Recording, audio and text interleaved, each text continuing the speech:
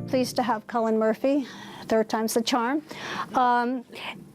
We learned about this book last November when his younger brother Finn was here with his 18-wheeler parked right out front. Oh. Yes. And we discovered that night, along with the fact that Finn and I both went to the same college and dropped out of the same college, that Finn has several siblings who also were book publishers. And one of them is with us tonight. And as an aside, Finn's book has just been nominated for the Indie Choice Award in the adult debut category. So that's really exciting news. I just found out today. So in Cartoon County, Cullen Murphy introduces us to his father, John Cullen Murphy, who was one of a small enclave of creative cartoonists working in southern Connecticut in the late 1900s. And for 25 years, Cullen participated in the community, writing for the comic strip Prince Valiant, which was drawn by his father, and his sister did the lettering and coloring, so it really was a family affair. He was educated at Amherst College, graduating with honors, and spent more than two decades at the Atlantic Monthly serving as managing editor, and spent a dozen years at Vanity Fair as editor-at-large. He's the author of a number of nonfiction books across a wide range of topics. I thought that was fascinating. In 1992, he published a book called Rubbish, The Archaeology of Garbage. 98, The World According to Eve, Women in the Bible in Ancient Times and Our Own. And in 2012, God's Jury, The Inquisition and the Making of the Modern World. And about this book, the review in PW stated, and they said this well, so I'm going to crib their notes. He writes with a personable mix of affection and realism that offers a vivid sense of what it was like to be in that crowd and to be a working cartoonist in the decades following World War II. Particularly his father's experience in the Army and his father's relationship with his mentor, Norman Rockwell. Without further ado, help me welcome Cullen Murphy. Great. Thank you very much for that introduction, and thank you for telling me about my brother. I didn't know how I'd arrived here. I've been wanting to come up here for a long time, and Finn and I have been doing one another good turns. So he spoke to Liza and arranged for an invitation here, and then I was on Fresh Air and was speaking with Terry Gross afterward, and I said, by the way, my brother has written a book. And so when you're from a family of 8 people, the log rolling becomes very complex. Finn has had a great deal of success with his book. Imagine someone who's 58 years old, has driven a truck for most of his life. He's got a couple of siblings who are in the magazine and publishing business and are writing books all the time and always complaining about what the process is like. And he decides, well, I'd like to write a book about, my life. And he writes the book, and he no sooner gives it to a publisher than they say, we have to have it, we're going to publish it. No sooner do they publish it than the New York Times and NPR, push down his door to get at him. And he turns to us and says, you never told me how easy this was.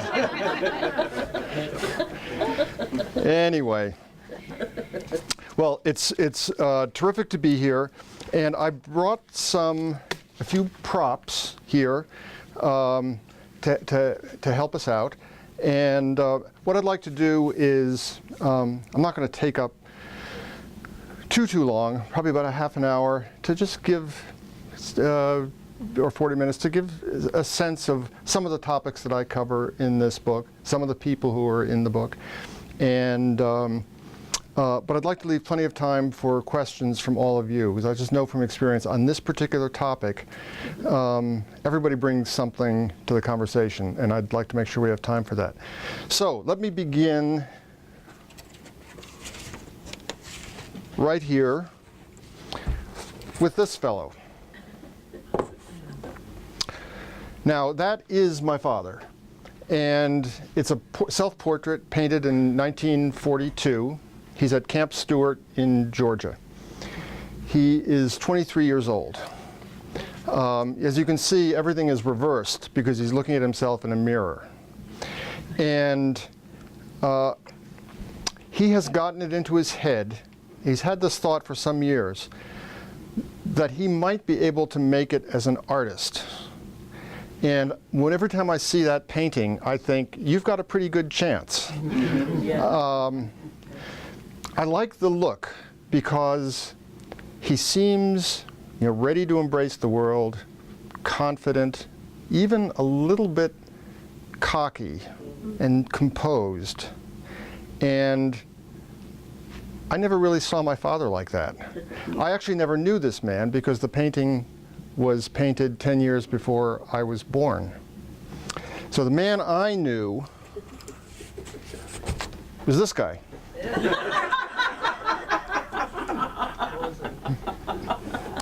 Now this is not a joke. I did know that guy, and so what is he doing there? Posing. He's posing, exactly. I at home in cardboard boxes and paper bags. I have about 2,000 Polaroid photographs, kind of like this. And there's nothing that you could use for an obituary picture, put it that way. And in the comic strips that he did, he probably drew 100,000 images of human figures during the course of his career in comic strips. And it was very helpful to have Polaroid pictures or pictures of some sort, just to give you an idea of light and shadow or the movement of arms and legs. It was just a kind of a shortcut. For some reason, he saved all of these things. I really don't quite know why. And if you go to the boxes and the paper bags, you'll find them, clumps of them held together with rubber bands, as if there's a system here. But there is no system. And it was as if he was saying to himself, well, if I need the guy in the wig with the sword, sitting on a stool pretending to ride a horse, I can just go find that picture. But of course there are 2,000, 3,000. He's never going to do it. He's just going to take the picture again. And so the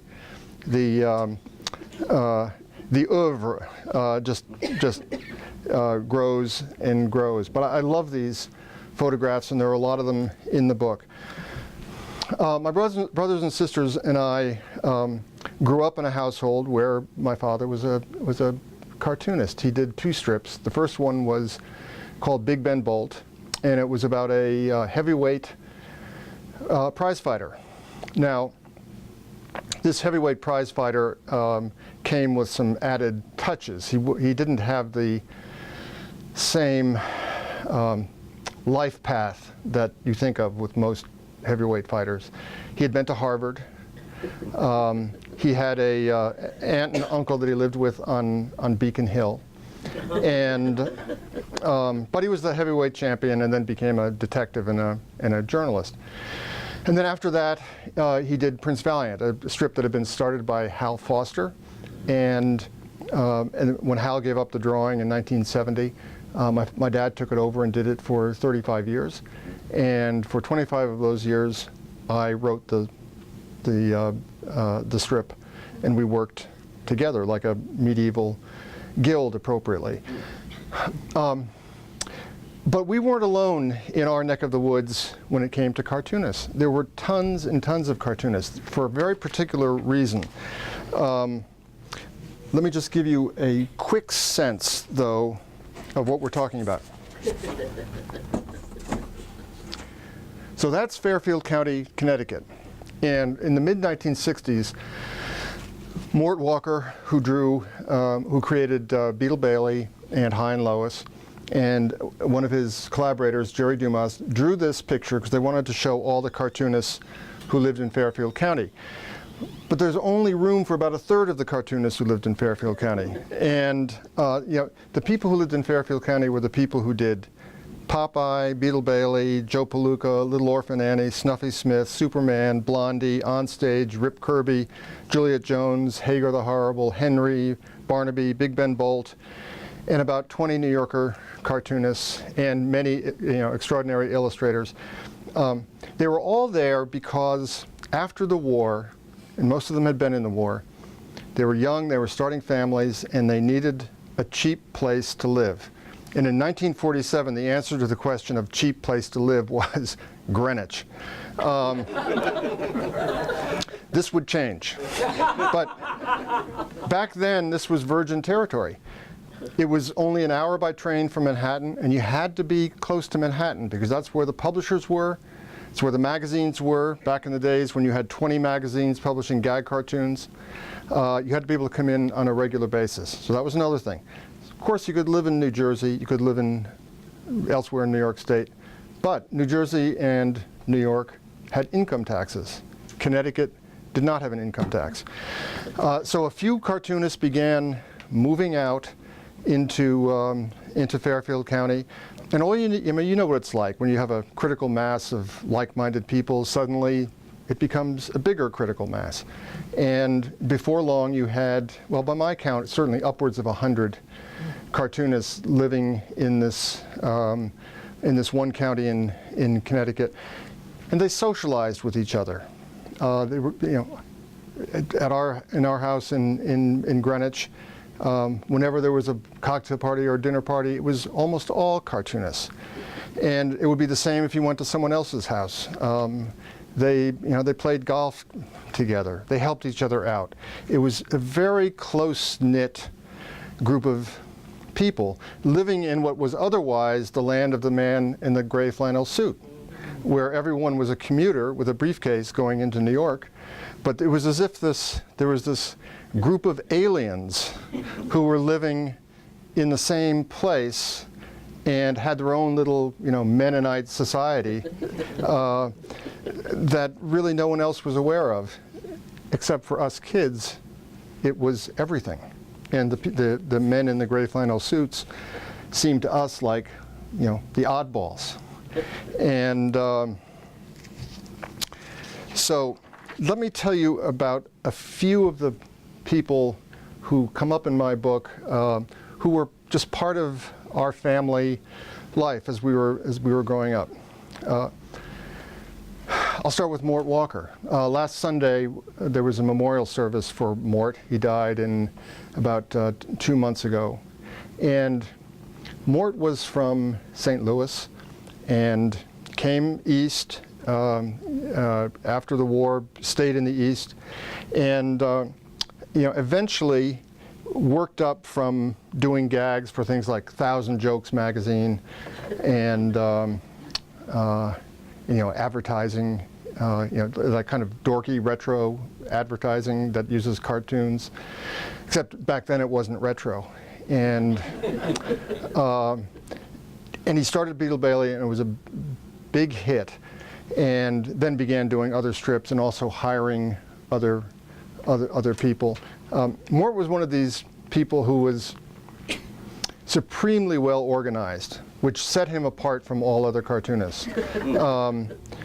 Most other cartoonists could not have survived had it not been for their spouses, and Mort was different. You've probably read about the painter Titian. Titian had a workshop. Titian was also really well organized. Lots of artists, lots of painters aren't. Titian was. And Mort was kind of the Titian of cartoonists, just in terms of the way he got things done. He would have gag conferences. He had people on his payroll. They'd come once a month or once a week. They'd sit down. They'd each bring 20 gags. They would rank them, +3, -1. They would only use the ones that got the top marks. And all the others were filed away. Mort's son Brian was telling me they have something like 25,000 unused gags in a barn. But Mort, you know how whales, when they take in water and then they squeeze out the water and keep only the krill? Mort was like that with, he could take in reality and then just keep the jokes. And he couldn't see, he couldn't, just perceive what was going on around him without somehow preserving the joke part. He was also great at inventing reality. One of the people who lived nearby was a man named Crockett Johnson, who did a cartoon called Barnaby. But even more than Barnaby, the thing that cements his place in immortality is that he wrote a book called Harold and His Purple Crayon. And Harold and His Purple Crayon is the book about inventing reality and having it turn out to be real. You know, you need a ship. You draw a ship, then you get on the ship. And in some ways, I've always thought of that book as a metaphor for the cartoonist's life. You know, you're not producing a car. You're just creating something out of your head with a few lines and a few words, and you're saying, let this be real. Let this go out into the world, and it's a living. And Mort was extremely good at doing that, and this is an example of something that he invented out of whole cloth that took on a life of its own. So this is his encyclopedia. So he, you know, we've all seen these little symbols. We know what they mean. It means the pie is hot. It means you know, you're worried. It means you're drunk or you're knocked out. So what are the names of all these little devices? Well, as Mort realized in 1962, no one had named them. So he figured, well, this won't do. And he created an encyclopedia in which he gave all these things names. So this, for instance, is called a wafterom. And those little beads of sweat are called ploods. And eventually, you know, this was circulated privately, and then eventually it was published as a book. So now, though, if you go and the comics business has attracted academic interest, you know, at this point.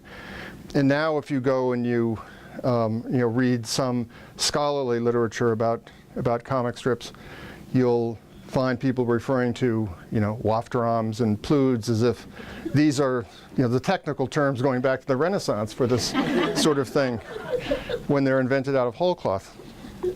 Now, one of Mort's closest friends and one of my dad's closest friends was a man named Dick Brown, who did High and Lois and then created Hagar the Horrible. Dick looked like Hagar the Horrible. And he was someone that children loved. He was unkempt, and the shirt would be hanging out. I remember once my brother Finn, who with the truck in the easy publishing life,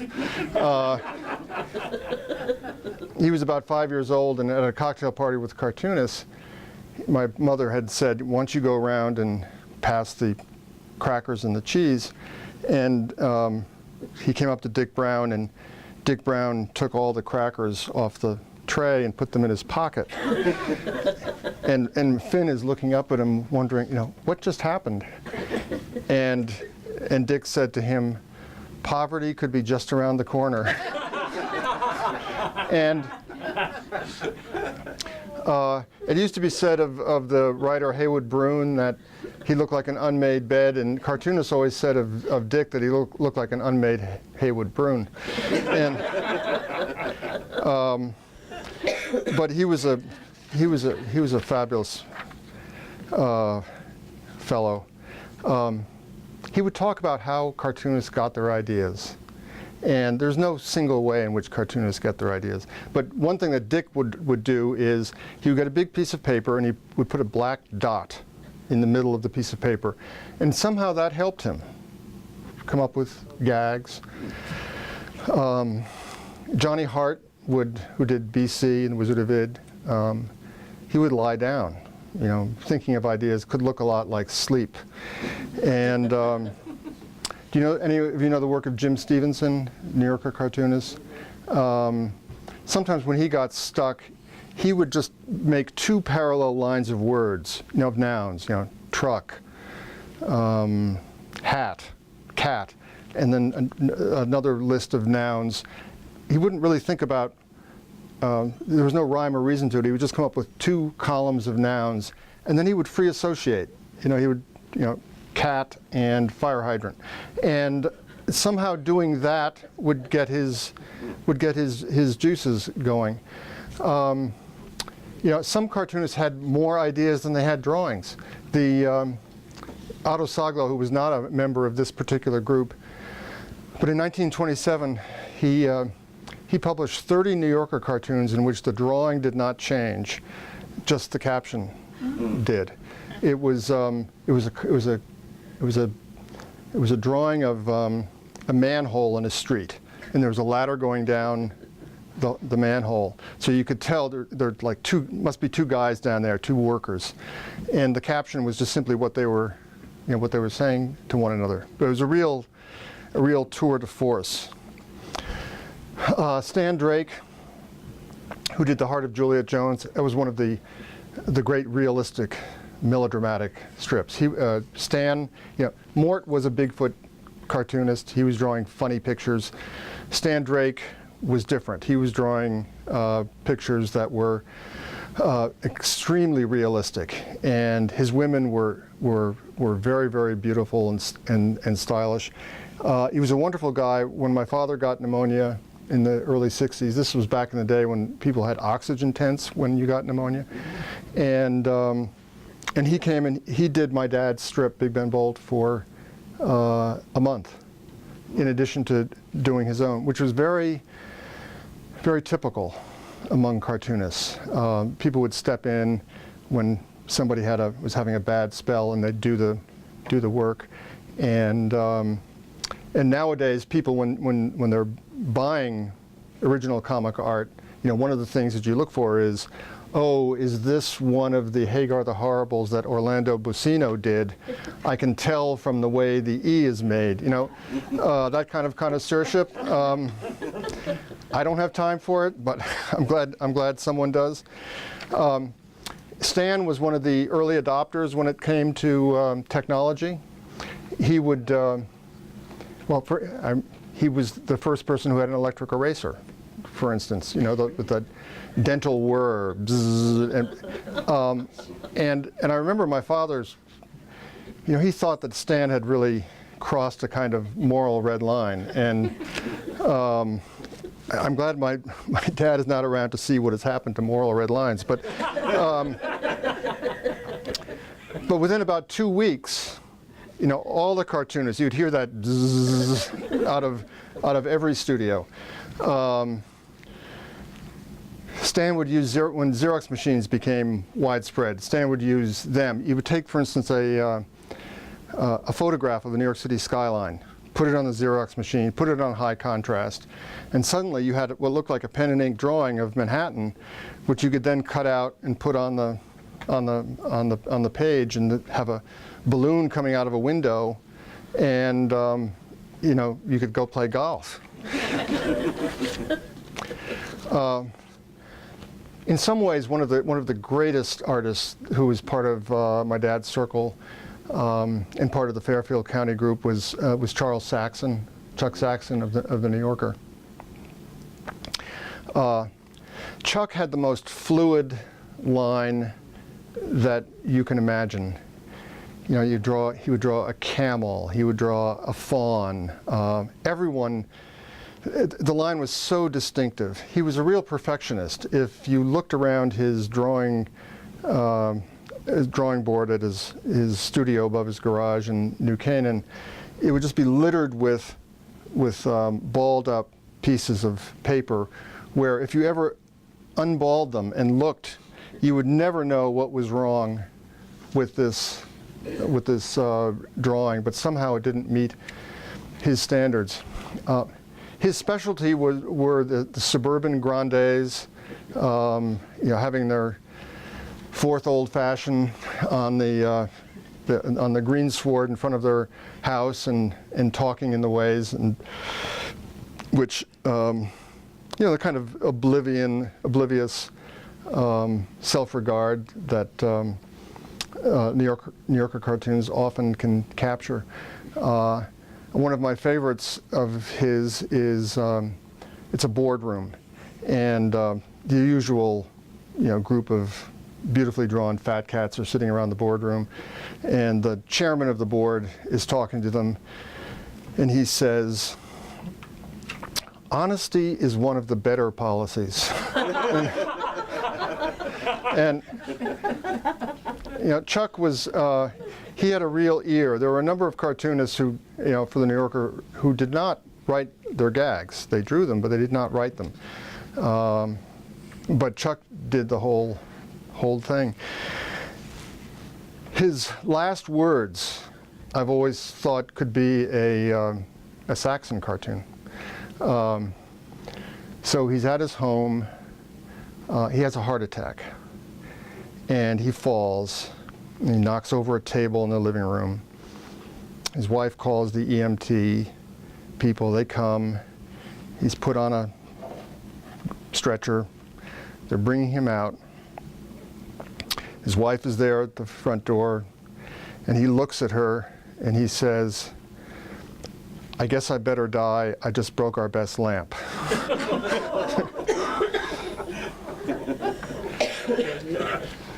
So let me say something,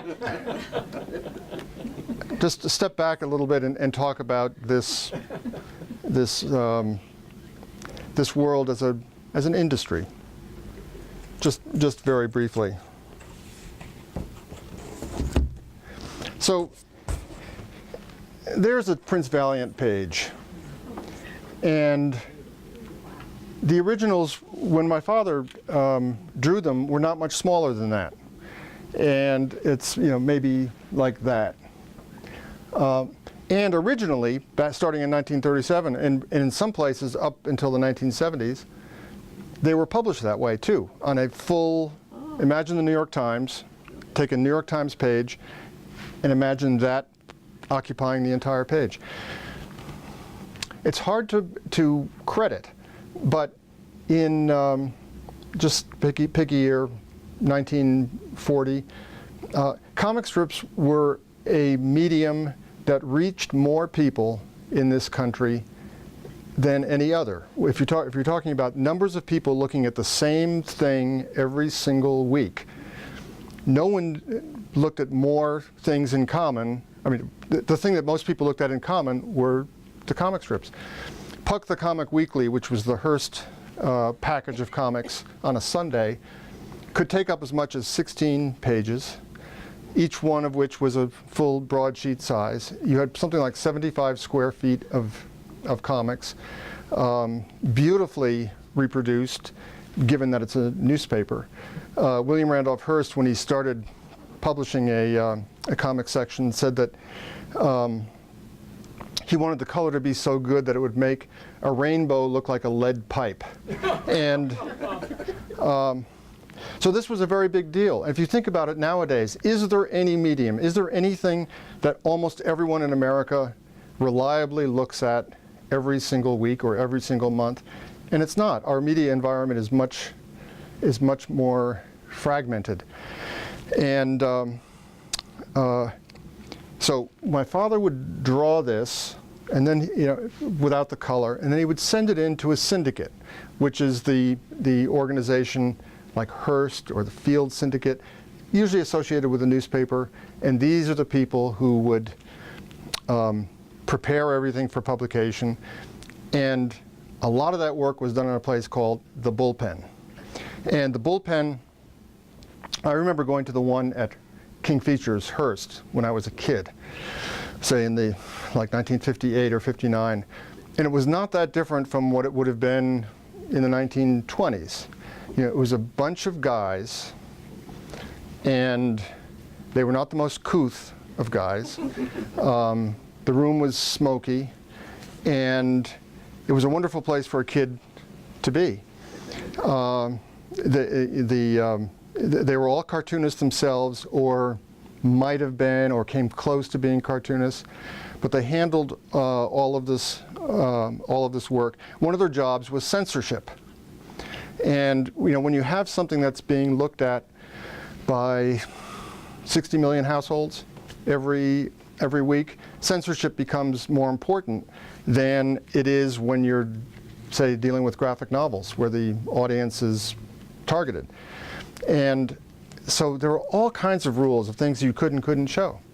You know, some of them, there are obvious things you couldn't show, but navels, for instance. You know, why couldn't you show a navel if someone was swimming, but you couldn't? And you know, Mort Walker had a long feud with King Features where they, you know, he'd put navels on people and they would just like use the X-Acto knife and take them out and send them back to him. And he would get his dander up and he would say, you know, I think this picture needs a crate of navel oranges in it. and then they, you know, like that. So one of the things that bedeviled my father was he was doing a strip about a prize fighter, his early one. And prize fighters, you know, are not wearing Hawaiian shirts when they're fighting. And one thing that prize fighters generally have is 2 nipples, not to mention a navel. And male nipples was another problematic biological reality here. And so if you go and look at Big Ben Bolt and you see all of these images of, you know, prize fighters, none of them have nipples. But neither, you know, there are strips about cavemen, BC, no nipples. Alley-oop, no nipples. It's a, you know, nippleless world out there. But anyway, there's some very funny pictures, some of them in the book, of, you know, stupid things that censors did. You know, man would have a pipe like this, and he'd be kind of about to light a match to it, and this isn't going to fly in Salt Lake City. So, you know, the people in the bullpen take out the match and they take out the pipe, but they leave him looking like this. You know. Let me tell you a little bit about my father and where he came from, and then I will wrap things up and we can have time for questions. There's one short passage I'd like to read you as well. So how did my dad get into this?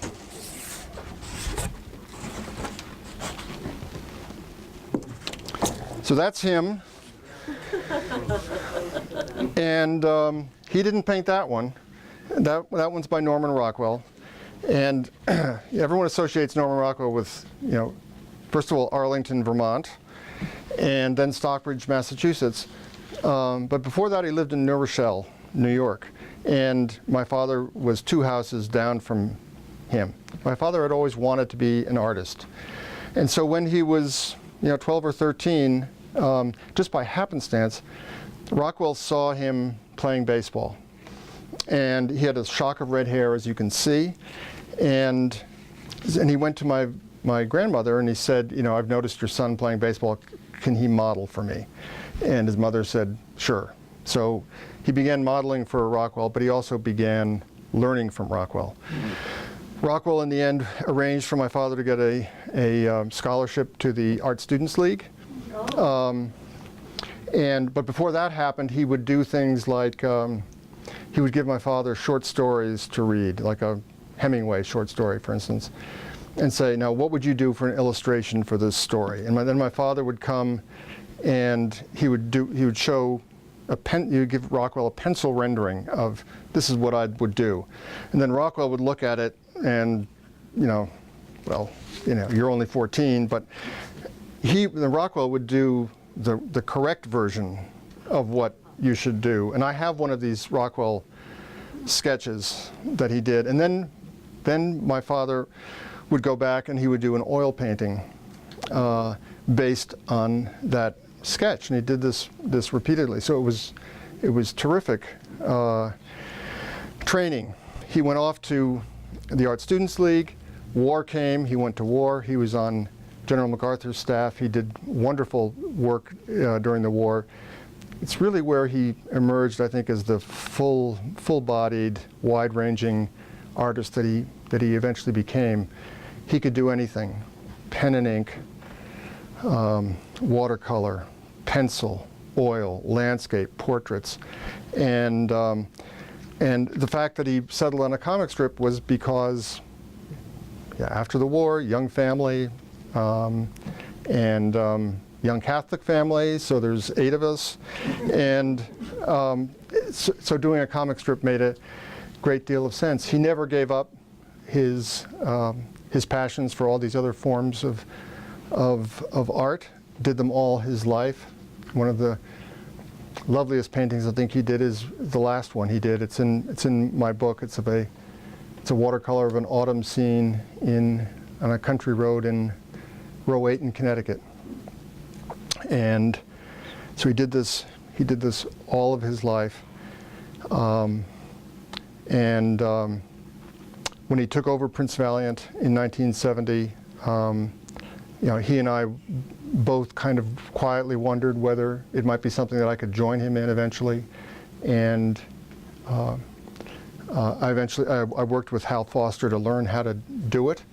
Hal was really one of the masters of comic strip illustration, and he admired the same people that my father did, people like Leyendecker and Pyle, and boy, his strips are extraordinary. And he was Canadian. Before he became a cartoonist, he had been a trapper, he'd been a gold miner, he'd been a fisherman. You look at his history and you think, I can never measure up to you. And the first drawings he ever did, he drew women's long underwear for the Hudson's Bay Colony catalog. And so only one place to go but up. And after some false starts, he patiently helped me learn the tricks of writing a comic strip, which are not necessarily intuitive and weren't for me. So having this experience of working with my dad is a wonderful one. How many people these days get to work with a parent for most of their adult lives? Back in 1300, most people worked with their parents of necessity. Now almost no one does. Organized crime families, cartoonists, and the Trumps. That's right. Well, he did say organized crime. Yes. And as for the community of cartoonists, it's no longer there. The physical needs for a community-based society like this don't exist any longer. You can live anywhere and get your work to where it needs to go. Comic strips per se are not as important as they used to be, although comic artwork itself is, I think, in kind of a renaissance. And so for a variety of reasons, this community does not exist any longer. And I just hoped with this book to try to capture it permanently. And I just want to read one small passage. I had gone to see Dick Brown at his house, and it was, when was it? Mid-70s. The Fairfield County Cartoonist had been in existence for maybe 35 years at that point, well beyond maturity. And I just wanted to ask him about this group of people. I was still young at this point, 25 or so. And here it is. I remember talking with Dick Brown one afternoon in the mid-1970s about Fairfield County and how the Connecticut school, even then, was winding down. We were having lunch at his house in Wilton. His wife, Joan, was with us, and the television was on in the background. Joan, by then, was suffering from emphysema, and she moved about the house on a motorized scooter, hooked up to a tank of oxygen. For some reason, Dick wanted to change the channel, but every time he used the remote, wielding it clumsily with his arthritic arm, he also caused the seat on the scooter to rise. When Joan used her controls to fix the seat, the channel would change.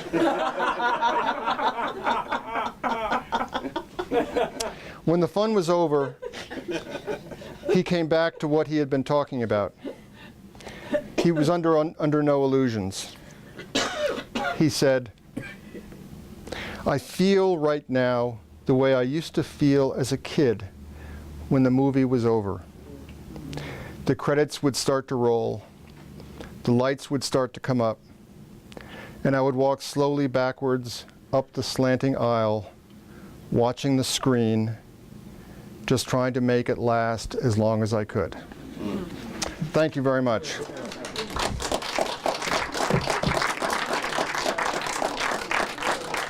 And I would love to take, questions that you may have. I have a question about, I've always been curious about the role of photography in, specifically Rockwell, but did your dad, I grew up reading this stuff, your dad strip when I was a kid, and at any point did he, was the process of photography and getting reference tiresome and difficult, and did he ever think of just letting that go and just drawing? That's probably a very difficult thing for him to do because the strip was so, they want that same thing. Well, I'll tell you who found the taking of photographs tiresome. Me. Since I took a lot of them. And the gathering of reference material of one sort or another was a big part of what he did. Before the internet, what could you do? And I just remember vividly him sitting up on the second floor, often watching the news with my mother, having a drink, and he would have a stack of magazines, National Geographic, Life, and all those, and he would sit there and he would thumb through them. He didn't read a word. He was just looking for photographs, and he would, rip them out. He had a way of ripping the paper that I also have. I can go, if you give me a rectangle in the middle of a magazine page, I can rip and get the rectangle out. And then the next day, he would bring them all out to the studio and file them away in his, insane categories. Swarthy miscreants, that kind of thing. Grieving horses. And he had a bank of like 20 filing cabinets just filled with this stuff. I mean, after he died and we broke up the studio, you look at those filing cabinets and you just think, should we save them somehow? But for what? So there was that kind of reference material. But then when you wanted something very specific, you needed photographs. It was a help.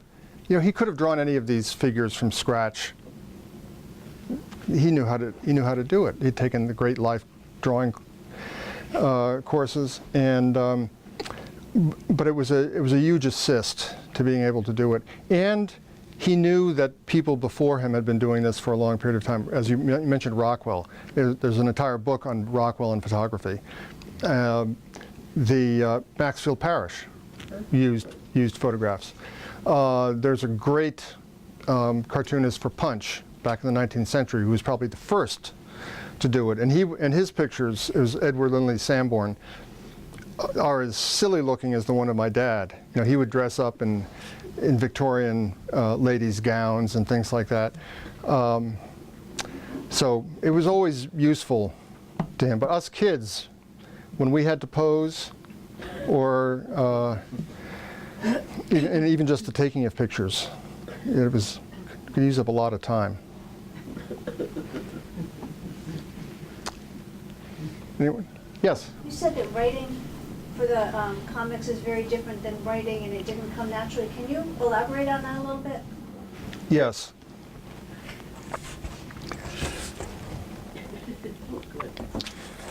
So let me just confine what I have to say here to a dramatic strip. So in the early 70s, when I was in college, I started sending Hal kind of plot summaries. Here's an idea for a story, and I would write it out in a narrative fashion, as if it were a short story or something. It might be only 2,000 words. And he began using those, and so then I figured, well, why don't I take the next step and see if I can do it the way he did it. breaking it down into these segments, and I tried doing it. But so here's the mistake I made. So here's a picture, and the temptation is to think of a picture as something that needs a caption, and so if you write, well, here's a baggage train of horses going through a mountain pass, it's a very inefficient way of getting information across because you've got a picture of a baggage train going through a mountain pass. And as Hal explained when I gave him my first aborted attempt to do this, it has to be a 1-2 punch. If you know that that's what the picture is, then the text has to be doing something else, providing a piece of information that allows you to jump in your mind to the next picture.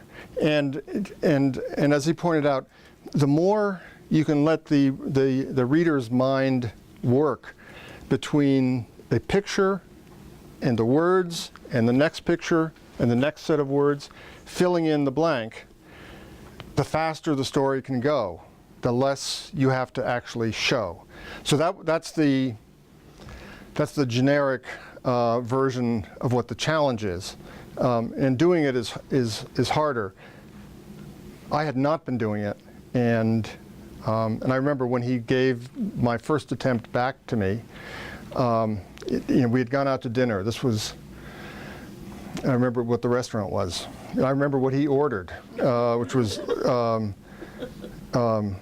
lobster Newburg, and I was just waiting for him to finish so that I could talk to him about, well, how was my first script, and finally we finished, and Helen, his wife, at some signal, she went to a different part of the restaurant so that we could talk. So I knew something was coming, and I was looking at him, saying, and he said, "No good."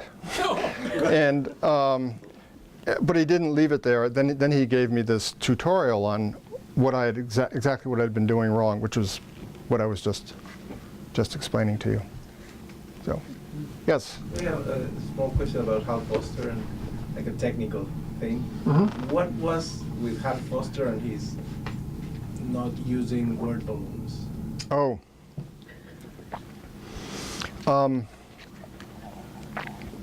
So, well, as most of you know, just about every comic strip uses speech balloons, and Prince Valiant was part of a very small but influential tradition that includes, Flash Gordon and Tarzan, that also were done like this, and it's kind of an outgrowth of very high-end illustrated children's literature. If you go back and look at books illustrated by like a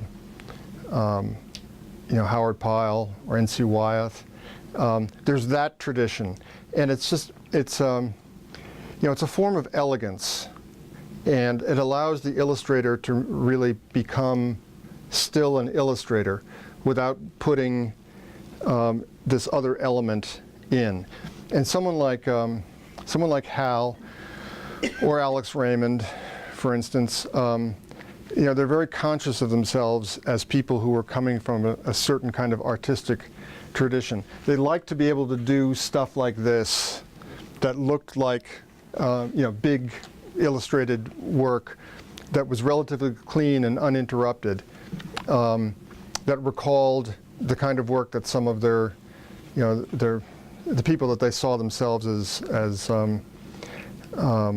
having been their forebears did. So that was, I think, the extent of it. Yeah. Do you think they might have also thought that the speech balloons would get in the way of the art as well? Well, that's what I mean to say. They wanted to have a free field. But did they also feel like, and I just was thinking this, would the speech balloons kind of make it too cartoony as well? That could be the case. Oh, there is one other element, and that is, it goes to what I was just saying about the 1-2 punch. If you're going to have speech balloons, then you are going to be tying the words to what is happening in the panel, necessarily. And so it actually diminishes your opportunity to do other things. It's more complicated too, Yeah. in terms of Yeah, narrative. Yeah, it's more of a narrative, the way your dad did it. I mean, it's That's something you want right. to follow through. It's a story, and these illustrations. I mean, they were fantastic. Those drawings, absolutely incredible. Well, for some of us, I guess it was almost like our first literature. I mean, when I was 4 years old, I knew Prince Valiant, and my mother made me the red cloak that I had that I ran around with my plastic Still sword. fits. Think you know. But I mean, a lot of those things, since they weren't the jokes, they were something that we paid more attention to, and we followed the story and looked forward to where it went from that. And I think that was the thing that was so important about these. I have to say, too, that I don't know if I should admit it, but Hatlow did a series besides the one that they'll do it every time or whatever it was he did, which, again, around that age, had people in hell. And it was one big image, and they were all talking about things, current things and stuff like that, and they were all naked. And that, to me, was my first pornography. So, comics had an effect. I'm glad you brought up. No, I'm glad you brought up Jimmy Hatlow, because he was very funny, and his successor, a guy named Bob Dunn, also very funny. They'll do it every time as something that, you know, kids always liked just when they were getting to be teenagers, because it was a little bit subversive. It was, you know, the idea being just the perverse human behavior. You know, in this situation, Bobby will do this, but ask him to do that in that situation, and you know, he's nowhere to be found. And but one thing I remember about Hatlow is that he had you know, those hand mirrors. You know, you've got a handle and it's like that. He had one of those taped to his drawing board, or affixed to it somehow. And when he drew, you know, he would look in the mirror. This was his substitute for taking photographs. He would look in the mirror and go, and then. So, these were not the men in the gray flannel suit. Anything else I can answer for anyone here? Yeah. Yes, I would ask. Yeah. 1, 2. Yes. I was also going to ask you, talking about other kids. I mean, did you mix with the kids in the gray flannel suits, and what did they think of your parents doing these kinds of things, and things that they saw every Sunday or every day? We had children of those other folks as friends, yes, and they thought it was kind of pretty cool. In truth, the most important, now that I think back on it, the most important part of this this working reality for us was not the fact that they were cartoonists. It was the fact that your dad was home all the time. And that was it was just this line between two types of families. He could have been something else, but he was still on the other side, and that was just a wonderful thing. Yeah. I missed the beginning, so you may have already covered it. Any comments about where the world of cartooning will go from here? Yes, and I didn't cover it, and I'm glad I planted that question with you.